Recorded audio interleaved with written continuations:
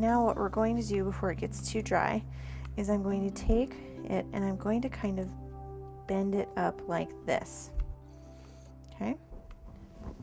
And with my center and my brush, I'm going to take a little bit of water, not too much, and I'm just going to add it to this very back part right here, right along that little spine. And I'm going to stick it right down there at the bottom, just like that.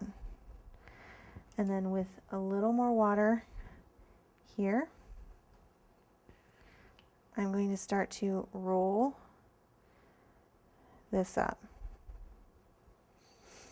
And what I'm going to do is, now if I've got it too far up, which I do, I'm just going to press that down a little bit, just like that, so I can get my two edges to stick together. Just going to add a little water to one edge, just to where it starts to frill, and I'm just going to kind of lay the one edge over the other, just very slightly, just like that.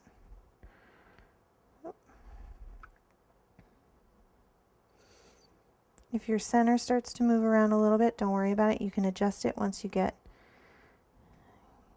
the rest of your orchid kind of put together. There we go. Here we go. And now what I'm going to do is I'm really going to press with my thumb to get that nice upward, almost trumpet curve, and add a little bit of dimension, just like that.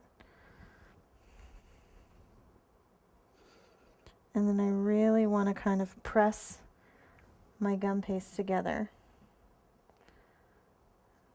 so that my center and my throat really stick together.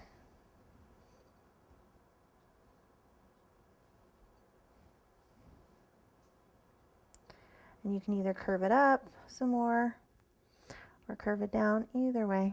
There we go.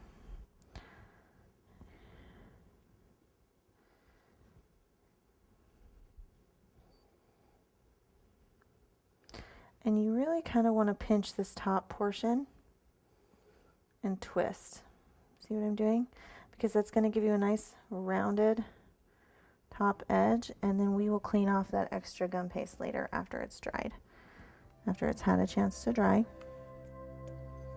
Make sure you really get that kind of nice and flared out like that. And now we're going to very carefully hang this and let it dry.